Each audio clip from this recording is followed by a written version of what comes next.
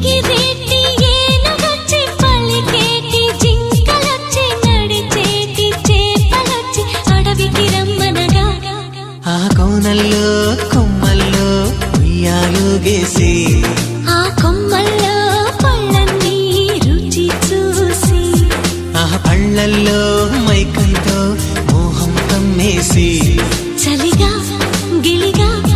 తొలిగా త్వరగా అటుగా ఇటుగా మరి నువ్వే నాకు ముద్దిస్తావని తడివేదాలు ముద్రిస్తావని నమ్మడానికి ఎంత బాగుందో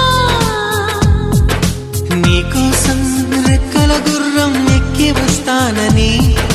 పగడపు దీనికి నిన్నే నేను తీసుకెళ్తానని